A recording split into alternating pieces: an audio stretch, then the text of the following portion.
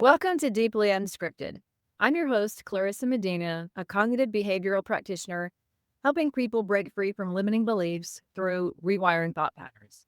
Instead of reading my typical script on a podcast called Deeply Unscripted, I am just going to say what I do is talk to people about their thought patterns, about their cognitions, things that they think about events that have happened to them, and the narrative that they have told themselves about themselves and the narrative that they're living out of. I like to change that and bring people into freedom by releasing them from lies that they believed about themselves because of events that have happened to them. I like how the mind works and the way that people think about things. Today on the podcast, I am so honored to sit down with Michael King, the author of The Gospel of Life and Immortality. Michael is a thought leader and a visionary who dares to question one of the most deeply ingrained beliefs in human history, the inevitability of death. His work explores how we've been conditioned to accept a culture of death, and more importantly, how we can break free from that programming to embrace a life of true immortality. In this conversation, we'll unpack the spiritual, psychological, and even physiological aspects of what it means to live, not just in the span of years we've been told to expect, but in the fullness of life as it was truly meant to be. So, Michael, I just want to welcome you to the podcast. Thanks, Larissa. I appreciate it. I'm really looking forward to our conversation, and I'm honored you invited me. So thank you. Great.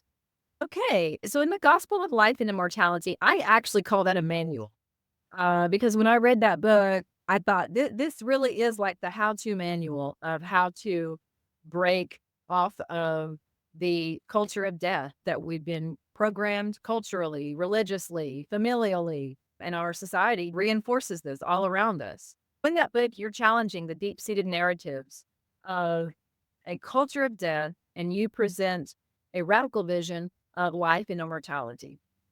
So, was there a turning point in your own personal journey that led you to see immortality not just as a theological concept, but as a actually attainable reality for humanity?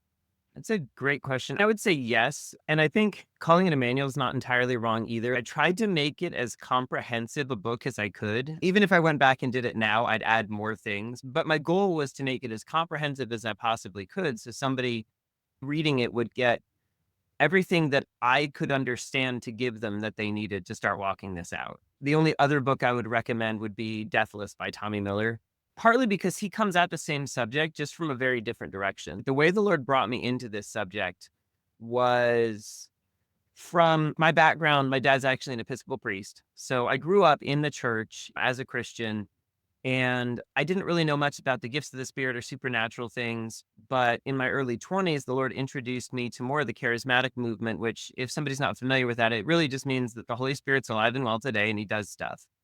And all the stuff we read about in the Bible is still stuff that happens today. So we can pray for people and have them get healed.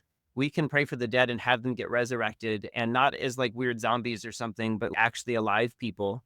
My progression was I started believing that God heals the sick, and then that he wants to heal all of the sick. And once you start to ask yourself questions about those things, like I tend to ask myself and ask a lot of questions about stuff. And so this progression of, if we're going to heal the sick, what's the point of healing the sick if they're just going to die later? And the answer to that is we just raise the dead. Okay. But then what's the point of raising the dead if they're just going to die again later? At some point, all we're doing is procrastinating, and you're just procrastinating death.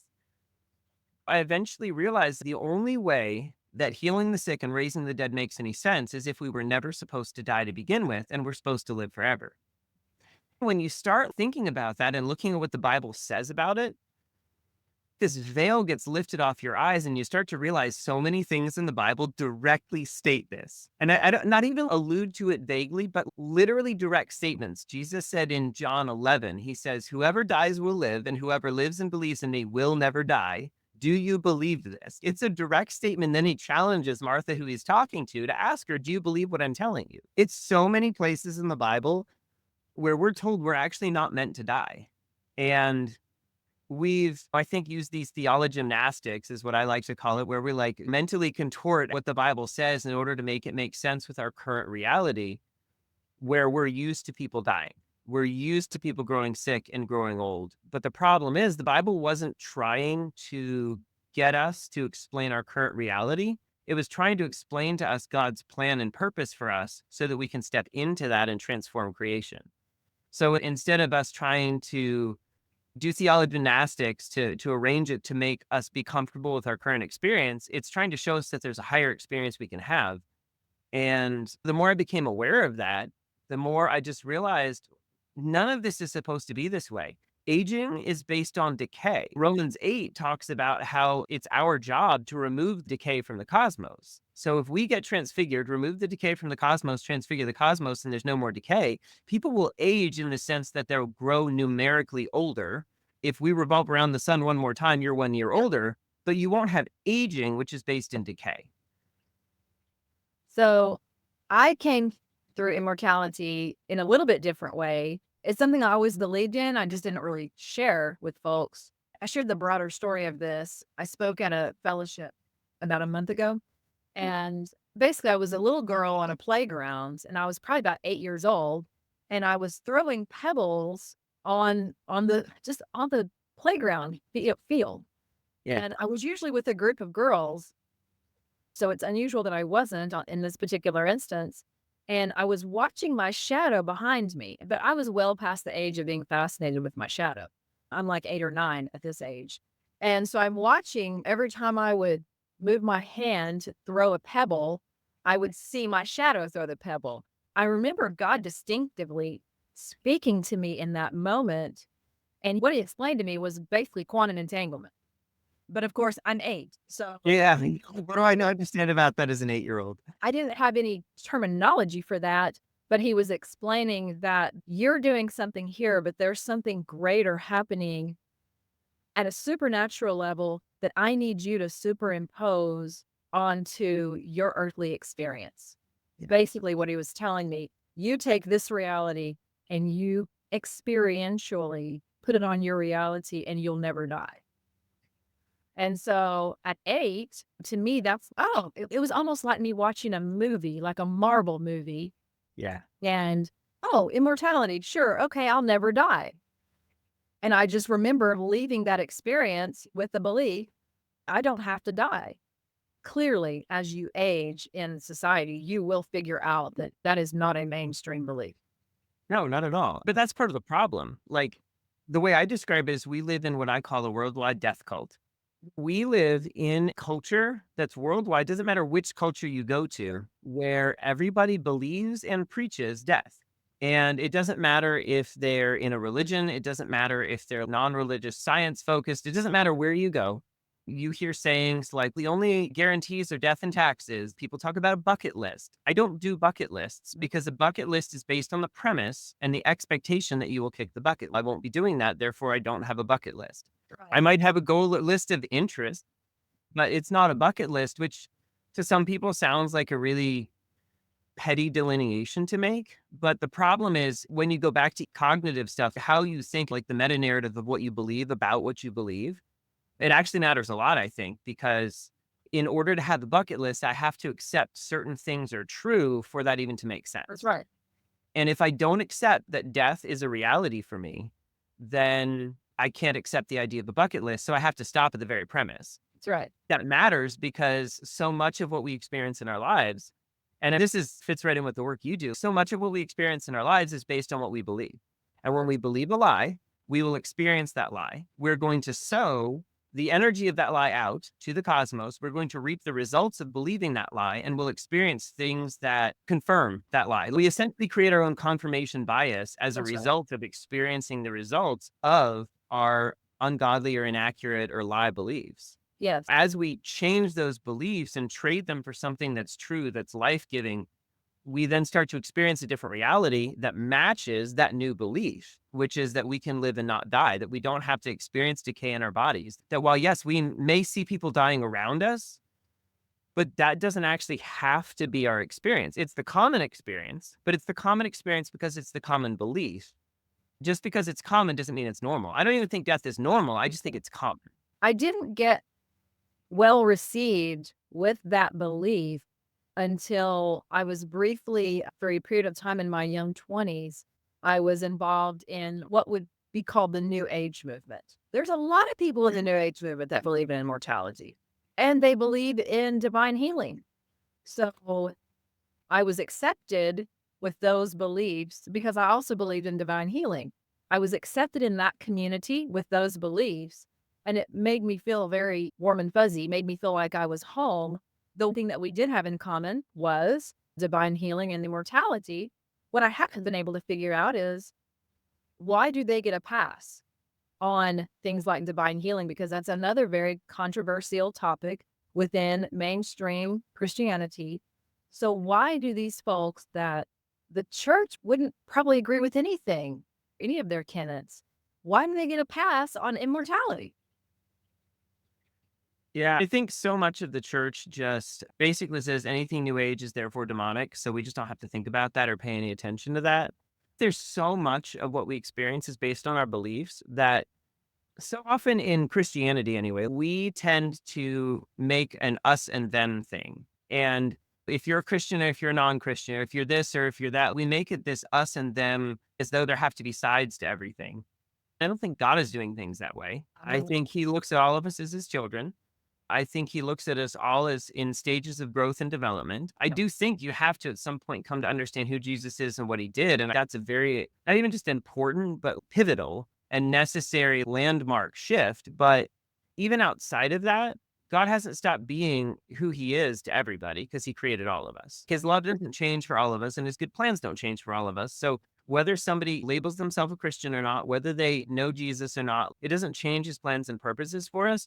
What it does influence is the extent to which you'll access the plans and purposes, right? But even outside of knowing him in that way, God doesn't suddenly vanish his plans from your life. So I think so often people in the new age, they don't have some of the same judgments and expectations and what we call religious rules in the box that we put ourselves in. They tend to have their own box, right? But it's a different box and it has different things that are allowed. A lot of the new age people, they don't have the same strictures of, oh, you're not allowed to do this, not allowed to think that, because there are so many different beliefs in the new age that basically, if you believe it, it's perfectly fine because that's your journey and your path. Uh, And so I think some of the reason they get a pass on that kind of stuff is because they don't have the thought police policing them. I even got a better response from other people when I would tell them, "Oh, I believe in immortality and I'm a practicing Buddhist." They would actually ask me more questions about, "Why do you believe in immortality? Do you really think it's possible?" Their interest was piqued. Yeah.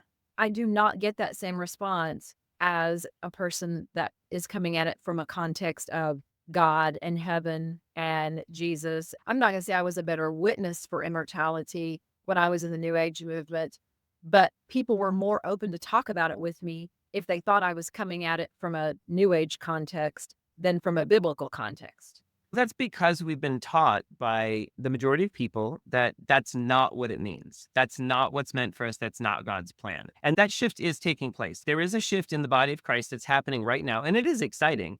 But there's a shift that's happening right now in the body of Christ where we're moving from what we had believed and had been taught into more of this revelation and understanding. And I think a lot of times where people get threatened is they think that this is a new message. This isn't a new message. This has always been the message. The message has never changed. Our understanding has been darkened. There's a difference. Even Paul himself, the book I wrote on immortality, it's called The Gospel of Life Immortality, and it comes from 2 Timothy 1:10, where Paul is talking about this message that he's preaching. And he says, it is a gospel of life and immortality, of which I have been appointed an apostle, teacher, and preacher. He directly and explicitly states it in the Bible that we're looking at. So, like I said, these things have always been true. It's just our understanding about them has been darkened, and the Lord is revealing things that have always been true. We have read all these verses where Jesus says, I'm the bread of life. And we're like, in heaven after I die, I am the water of life. Come drink, and whoever drinks, it'll become a spring that wells up in you, leading to eternal or everlasting life. The Greek word is ionos zoe, life that is unending, that goes on for an unbroken age of time. It just keeps going. And it's like the Energizer Bunny. It just keeps going and going. That's what that means. But in our minds, it can't possibly mean that because it has to mean after you die in heaven, then that can start. Right. We've been told it means a certain series of things. So until we divorce ourselves from the previous interpretation, which I will unapologetically say is categorically wrong, until we divorce ourselves from that and are willing to accept not even a new belief, but like I said, an older belief that's simply more accurate, then we're going to limit what we get to access of the goodness that God has for us. We bring the Bible down. We bring the truth of this down to our experience. Yeah. We're putting the Bible through our experiential filter. That's probably why we have so many different denominations, because you get groups of people huddled around an experience and they're like, okay, this is the experience. This is how it's supposed to be done. So let's call ourselves this, because we do have a divine healing stream. It's alive and well. And I've been involved in it now. I'm not sure how familiar you are with Curry Blake, and he's overseer for John G. Lake's ministry. He's done a very effective ministry. Yeah, you do. He's healing people and raising people from the dead. Yes. So that is experientially, if you're a part of that ministry, you are experiencing these things. And it's a valid expression of the life of heaven, too. There's nothing like it's not a bad thing. We just don't want to stop there. We don't want to limit it to that, but it's absolutely wonderful. For sure. If we can eradicate, I always look at the perfected end. So I'm always walking toward what I want this to look like. So eradication of illness and eradication of death from like grass on a creation. I don't want to live in a world where I can live forever, but the trees still die. Yeah. I'm talking about regeneration of everything. Everything has to get transfigured. Everything has to be transformed. And the interesting thing is you mentioned about healing. One of the interesting things that I have come to realize about healing is not bad. And like I said, a lot of how I came into this started with divine healing. I'm not anti-divine healing. I'm going to be one of the first people in a room to pray for you if you're sick and need something. But we have to move beyond the place where we're looking for who needs to be healed. And there's a reason for that. It's a mindset issue. If you're always looking for something to be healed, then you always have to have something break in order for you to fix it. Yes. I had somebody once ask me, you're talking about immortality, but shouldn't we master healing first? That's impossible. You can't master something that is based in fixing decay. You have to wait for something to go bad in the body. You have to wait for something to decay in the body. You have to wait for something to break down in order to then heal it. Yes. And yeah, when you pray for somebody that get healed on the spot, that's great. I love it. But it has to go wrong first. And we want to do that, but then we want to move past that to the place where it simply doesn't decay and doesn't break down. We actually live in a place of divinity. Yeah. Where and we're not going from deliverance to deliverance or from miracle to miracle. We just live in a state of divine health. Yeah. Where we live in a state of vibrant life. And that's actually the thing about the message of life and immortality. It's what's the difference? Life has to do with the quality, right? The quality that you're overflowing with life. There's no death, no decay. There's no breakdown, right? There's only growth in life. And immortality has to do with longevity. And I think that's one of actually the biggest objections people have to the idea of living forever is because they're like, I don't want to live in a broken down body. You wouldn't be able to. You wouldn't last long enough. That's not how this works. If you're going to be immortal, you're going to have the life of heaven flowing in your body enough that it overcomes and pushes out any death that wants to work itself in you. So you have to have an overflow of life to begin with. So if you think you're going to be able to just exist forever in a broken down body, you're not going to make it. Life and immortality is about, as Tommy Miller puts, an ever increasing kingdom. There's ever increasing quality and quantity of life that's flowing through us so that we don't die. Which then people are like, but I want to go to heaven. I didn't say you can't go to heaven. I just say you can't die to get there. We have made death this means of access to heaven when I'm pretty sure Jesus said multiple times that he's our access point. So I don't have a problem if somebody wants to go to heaven. I have a problem if death is your solution to get there. Okay, so let's talk about that for a minute then, because I've heard some people get around the immortality issue by saying, I don't really believe that death is the end. I just think that death takes you to the next experience. It's just a transition. Yeah, they've created kind of nothing in between heaven. I'm not going to die and go to heaven. I'm going to die and go to the next realm. Which, I mean, you could argue that's true, and on some level, they're not wrong. The issue is, at least if we want to look at what the Bible says, everybody who dies is coming back anyway. So it really doesn't matter. Like, so 1 Corinthians 15, for those who are listening, they're like, no, it doesn't say that. It absolutely does. 1 Corinthians 15, it goes on to say, the dead who are in Christ will rise first, and those of us who remain, those who remain, to be clear, doesn't mean those who lived 80 years or less and just haven't died yet. It just means those of us who are alive. It could be 800 and still be alive. Those of us who remain, right, will meet them in the sky or whatever it says. But the point is, everybody who's died is getting resurrected into a physical body.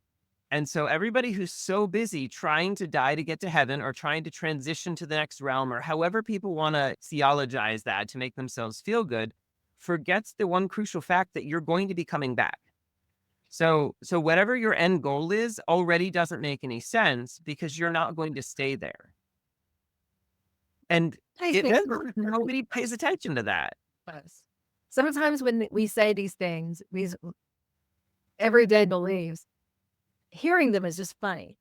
Even though they've been believed and some people are going to continue believing them, just hearing them even spoken out is laughable. But anyway, so then what do you think about the choice issue?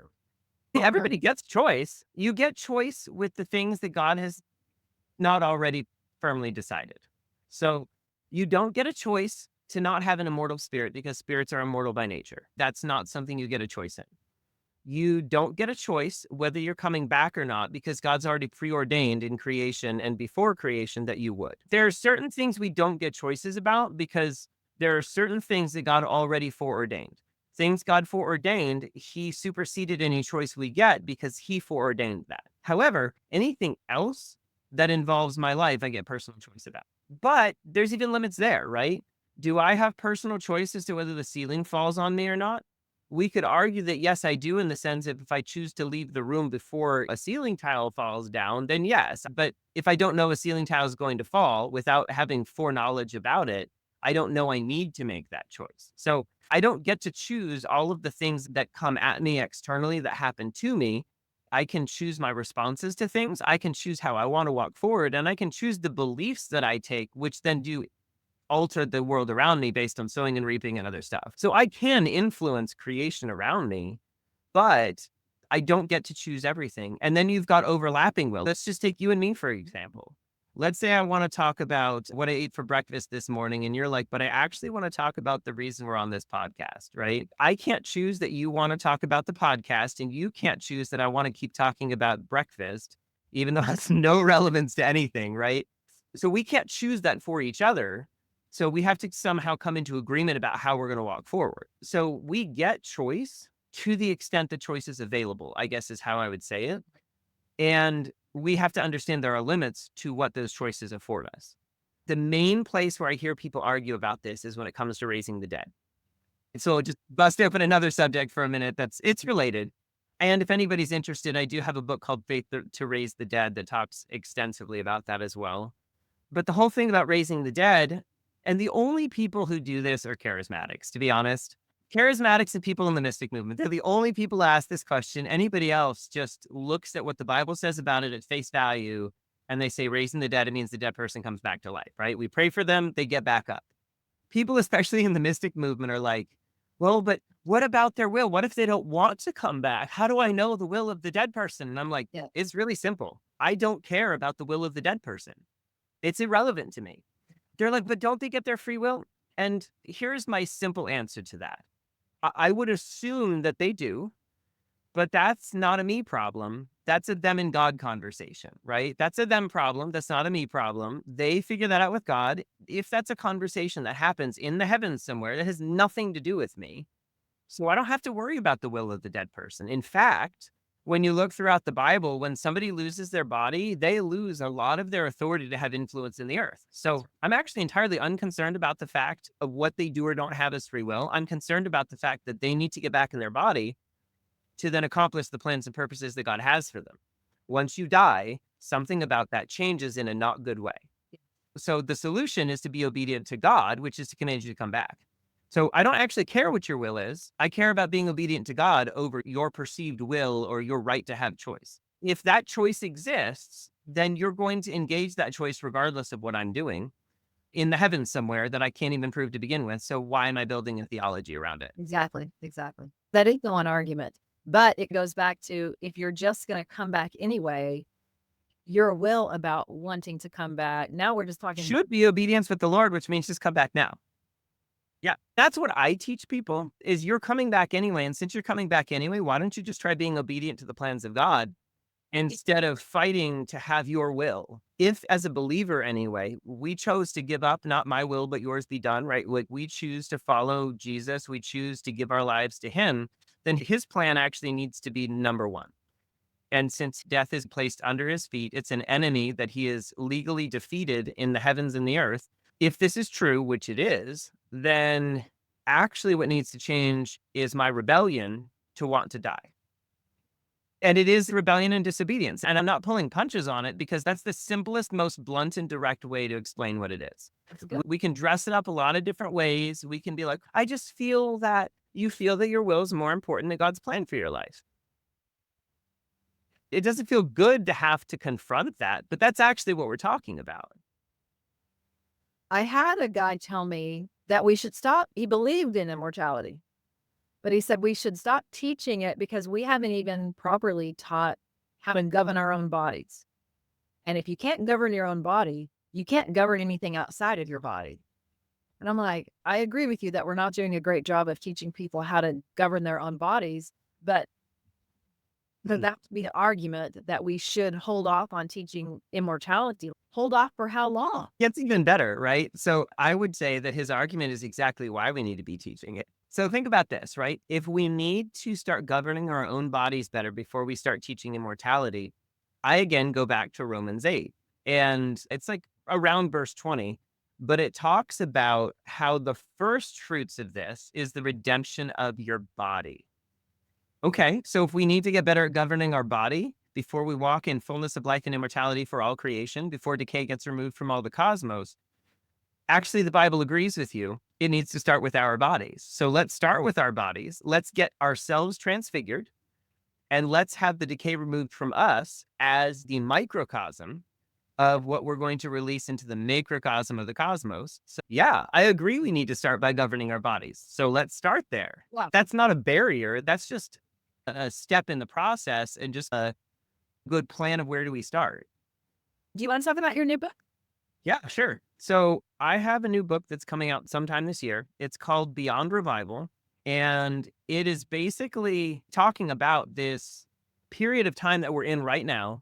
We're in a 40-year transition period of moving from where we've been to where we're going. Obviously, that's what a transition is. But where we've been is this age of revival, where it's, at least in the Christian church, it's all about, we want the next move of God, the next thing he's doing. We want this next exciting thrill. We want the next whatever.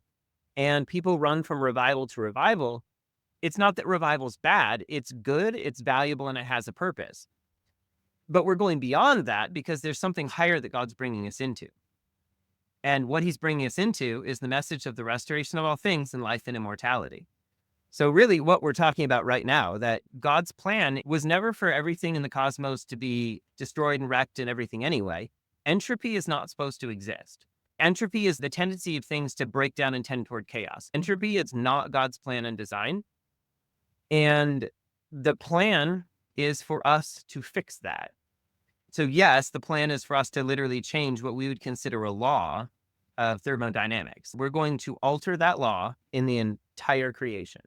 How we're going to do that? It's because of who Jesus is and what he already did. I don't know all the details or I'd already be doing it, but we're walking that out and God's revealing these things. And so as we collectively discuss these things, as we change our beliefs, as we realize the places where we've come into agreement with death and decay and come out of agreement with those things and into agreement with God's life for us, we start to, again, shift what's happening in our own bodies. We start to shift the messages that are happening in our cells. We start to upregulate and downregulate even gene expression in our cells. We start to shift what's happening with the decay of telomeres. On a science level, we're influencing the inner biology of each of our cells based on our beliefs. And there are tons of science studies that people can look up about how our beliefs influence our physical body. I'm not going to go into all of that, but just know that's a thing and you can find it all over the place. We can literally regulate gene expression based on what we believe. We can influence whether we do or don't experience disease and decay based on what we believe. So just our thoughts and beliefs themselves can influence the level of health we experience in our bodies. And so how much more if we do that on an extreme level? How much more are we going to not just influence our bodies, but how about the energetic field that I emit around me? What if I don't just start to influence my own physical cells, but what if I start to affect everything that's in the energetic sphere that my body emits? What if I start to affect other people when they come in contact with mine? Like we could be 6 feet away, but our energy is overlapping just on like an electromagnetic level. So what if we start to resonate and entrain one another, which for those who don't know, that's a term that deals with like music theory and the way that sound waves, but really any kind of vibrational wave moves. So anytime you have two different waves that are similar, one can entrain to the other, which means one basically matches the other one in frequency. So it essentially speeds up slightly or slows down slightly to match with the other one. And we can do that with the energetics that our bodies are putting off.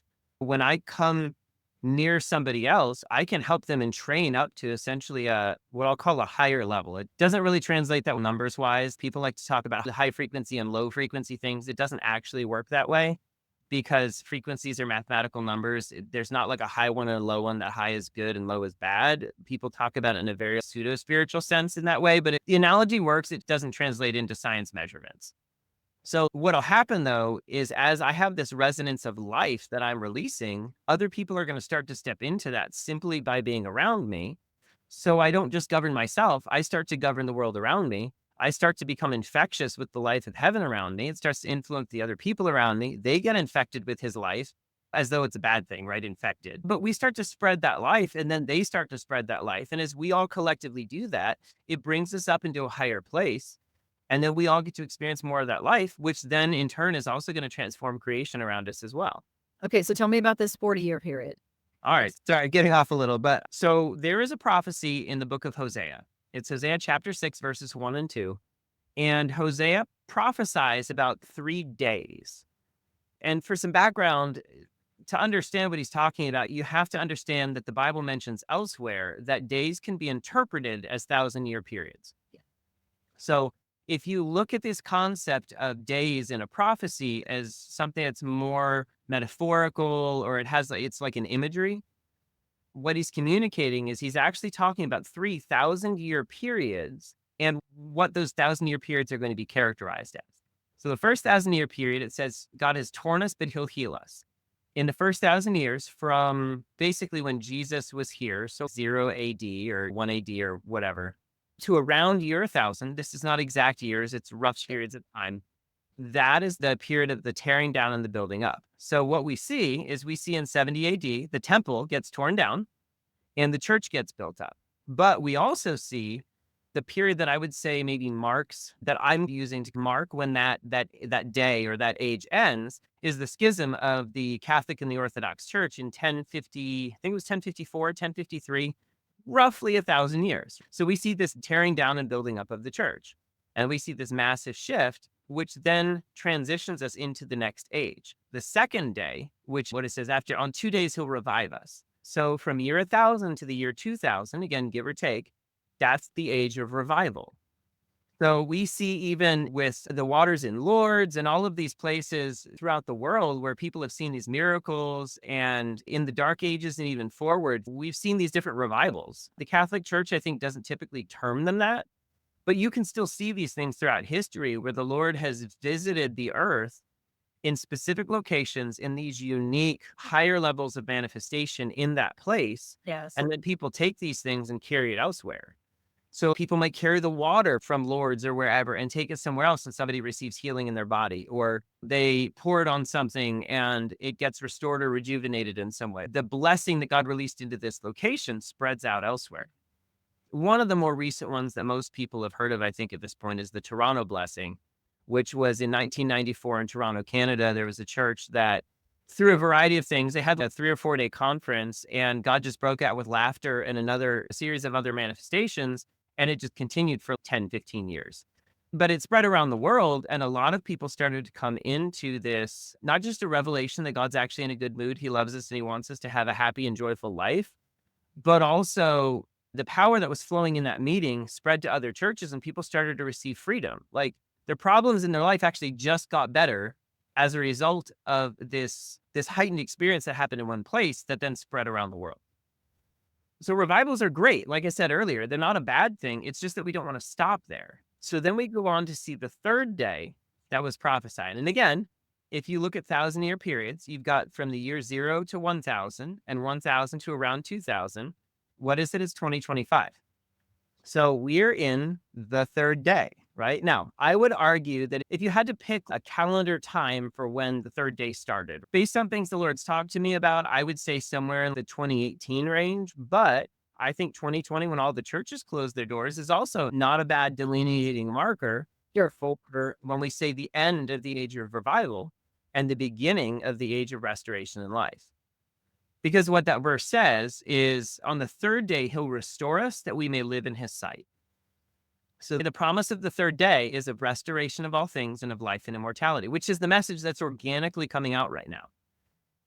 Nobody was pouring through the book of Hosea and, oh my gosh, I think I need to find something here. The Lord showed this to me a number of years ago, but it was revealing something that was already happening, not something he was like, I'm telling you this so that you can make it happen.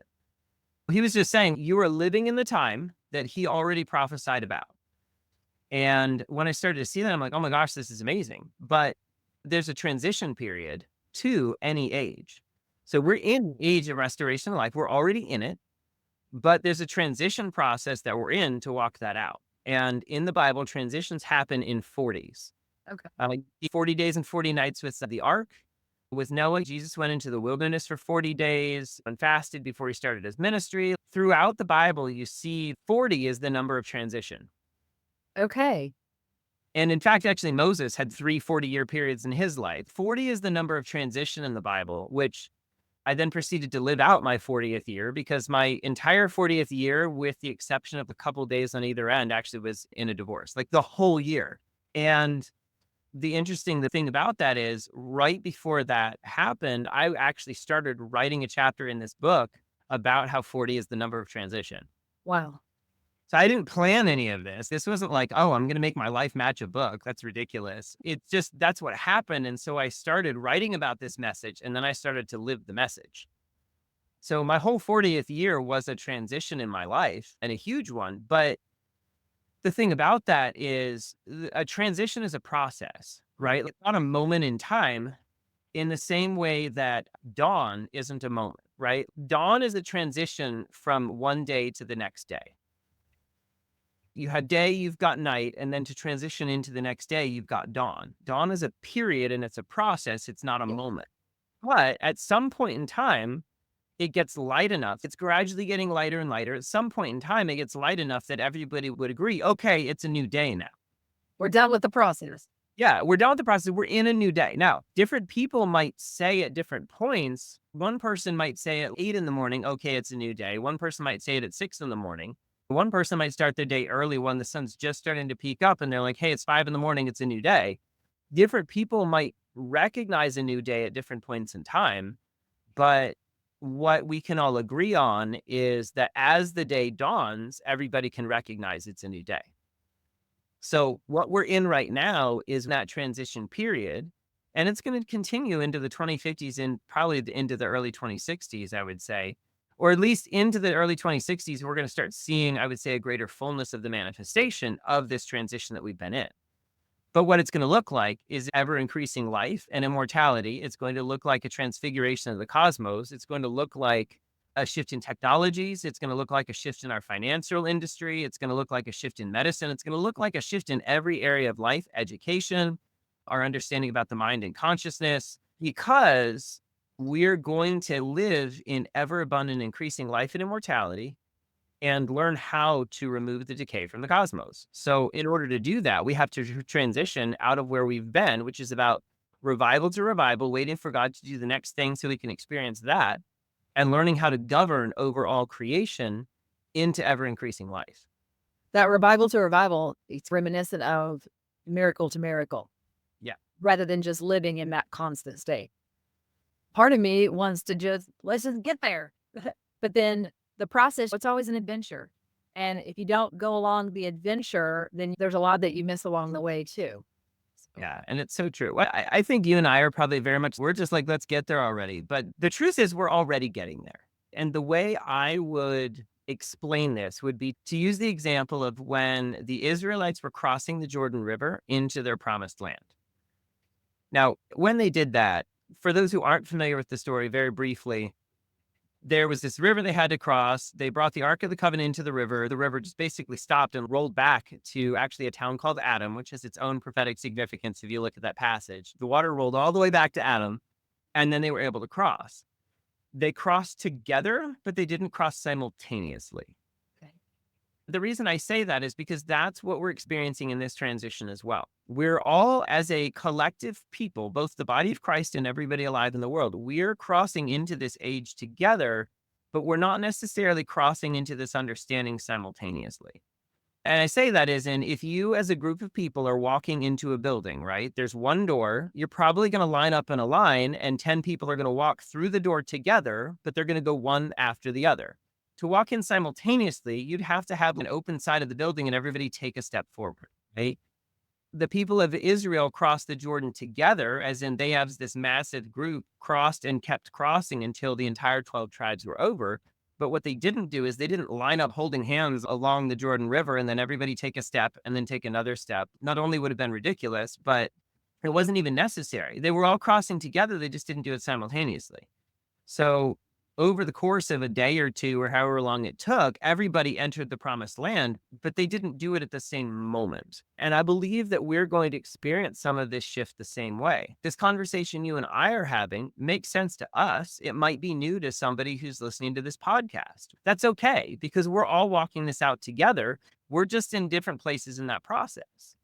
Nobody's behind because we're all doing this together. It's just we're in different stages, and somebody had to walk in the river first with the ark. That would be your forerunner who's going to lead the way and make a path for everybody so that everybody else can cross as well. So we're all in this together, and it's okay if different people are in different places, but where you and I want to, let's just go get this. The fact is we're doing that, and it's also making room for other people to come with us. Since you brought up the collective, my next question was actually going to be on these paradigm shifting topics like immortality and walking in divine health, like daily, not having to go from healing to healing or miracle to miracle. How important is collective agreement? Where we all achieve that agreement creates a structure in the supernatural. So for these things to come to pass, how important is that collective agreement? So I think it's very important, but also I think, what would I say? I'd say it's very important as a whole, but also I wouldn't limit anybody to having or not having collective agreement as far as their ability to walk into it. And the reason I say that again has to do with this idea of us entering together, but not simultaneously. Somebody is in the front. So if you're like, hey, I believe this and nobody around me does, that's okay. You have full permission to believe this and understand the truth of what God's bringing you into, even if nobody around you understands it yet. Because as you start to believe this, start to live it out, start to walk it out, other people around you are going to start catching it and they'll start to come into agreement with you. It's going to happen. And you may even just start to have relationships change where some of the people that don't fit anymore are going to fall out of your life. And you're going to have new relationships come into your life that match where God's taking you. The frequency that you're putting out, right? It's going to find its mate, if you will. It's going to draw more like-minded people to you, as well as people who are resistant to that. Some of them may just filter away. Right. And that's okay because we're all on this journey and it looks different for each person. And where everybody's at in their journey of growth is, it's unique, right? We're our own unique process, our own life experiences are unique. And what I need in a given moment or in a phase in my life is going to be different than what you need, right? How we walk that out is going to vary a little bit, but to the extent that there's similarities and there's overlap, right? That's where we're going to end up having those relationships with other people. When there stops being that healthy overlap and things are toxic or unhealthy, and we start to even change our beliefs and deal with traumas and the work that you do, some of those relationships are naturally going to fall away because we basically detached our agreement from that old past, from that lie belief, from that toxic thinking, right? So I would say agreement's important, but it's not a barrier. Okay. I think a lot of times people look at it as, well, I don't have anybody to agree with me and see that as a barrier to moving forward. It's not a barrier to move forward. It's something that we will overcome, but we overcome it in a process. We don't necessarily overcome it in an instant, if that makes sense. The argument that I've heard is that if we don't have enough collective agreement, then it's effectively kicking the can down the road where he can't bring it to pass. God cannot bring what he wants for what his reality is unless there's this tipping point. And that begs the question, what is the number then? If there's a tipping point, how do we know what we're even striving for? What number are we trying to get to? So that's the argument I've heard, is that if not enough people are on board, it prevents that manifestation from happening. Yeah. The thing is, more and more people come on board every day and every year. So I'm not worried about that at all, because this is the message that God's releasing. And so more and more people are coming on board with this. So it's already happening. But there's an author named Greg Braden, and he's more well known in more new age circles, to be honest. I think most of his books get published through Hay House, but I really enjoy his stuff. He actually, I think the book is the Isaiah Effect. I don't remember offhand, but he talks about this number that you have to reach to begin the process of change in a population. And it's the square root of 1% of the population. I have no idea how he came up with this number. The square root of 1% is 10. So it'd be 100 would be 1%. That would be like 10,000. So in order to start change in a population, and I think I did that math right. In order to start change in a population of 10,000 people, you simply have to have 10 people on board and in agreement. It's actually a really small number that you need in order to start moving things forward. So if you look at a world of 7, 8 billion people, however it is, I have no idea what the math is on that right now. I might actually have put it in my book and I just don't remember now, in the Immortality book. Okay. Whatever that number is, I'm pretty sure we've already reached it. So I'm not worried about it. And it's already happening. The train has left the station. The snowball is already rolling down the mountain. It's not going to be stopped. So the option is to get on board now or get on board later. Yeah. And that's something actually I do talk about in Beyond Revival, is the process of transition. It is a process, but you have levels or stages of adoption of a new idea. People look at this in terms of business or marketing, and there's a bell curve that deals with the speed at which people move into a new idea or a new technology. At the beginning, you have the innovators, the small group of people who are the inventors and the innovators, and they're like, we're going to do something new. Then you have the early adopters. It's like with the cell phone, when people were having a brick in their car, like this was a brand new thing, but there were innovators and people who were visionary that said, I see that this is going to be something and I'm going to invest in it now. So they got on board early, and they were the early adopters of this innovation. So you've got the innovators, you've got the early adopters, and then you have the early majority as it starts to take off. And this all deals with like standard deviations and nerdy math stuff. Yeah. But basically, you're starting to move into this early majority, where then it becomes mainstream and common. Then you have the late majority of everybody who finally is getting on board. They're like, this is the thing now. We saw that with cell phones. Everybody has a cell phone now. The people who don't have smartphones are now at the bottom end. You either are somewhere third world that just doesn't have it, but even then, a lot of people in third world have cell phones. But everybody who still has a flip phone, you at this point fall into the category called the laggards, which is people who are holding off at any cost. And I'm not saying that as a judgment. I'm simply talking about the process of change in a population, right? So first of all, we had people who refused to get a cell phone, and they were the laggards because they're like, at any cost, I'm not doing it. There are EMF related reasons to why people don't want smartphones. I get it. But functionally speaking, as far as the process of the implementation of technology, anybody who's not using a smartphone is in the laggard category. They're so far behind the rest of technology. And we're in this same process with this message of life and immortality and the restoration of all things. So I think we've already passed the innovators. I think we're still in the early adopter phase Okay. and moving into the early majority.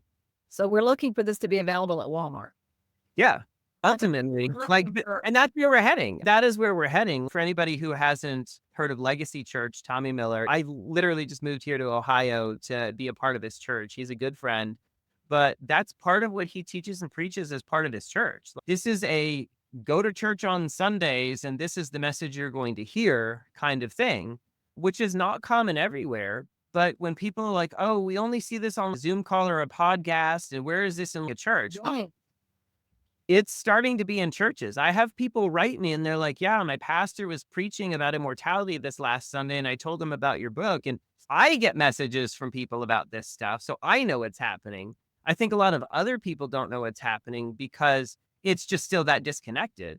But as this becomes more and more of a common thing and we move from early adopters into the early majority, it's going to be so commonplace that you're going to have a hard time not finding it. We're not there yet, but we're going to get to the point where I'd say in the next decade, you're going to have a hard time not finding it because it's going to be so much more commonplace. Yeah, that's exciting. That's exciting. And yes, I have Tommy's book, Deathless, because anytime I see a good immortality resource, I grab it up. And it's really good. He came actually to this message from a very different direction than I did. Like I said, I came at it from healing, raising the dead, life, and immortality. He came at it more of like from a grace into kingdom message, which I love. But some of what I love about it is it just gives such a different flavor and a different perspective on the same revelation. So I would tell anybody who gets one of the books, get the other one because you're going to get similar insight, but you're going to get at it from a different angle and you're going to arrive at the same result from a different direction.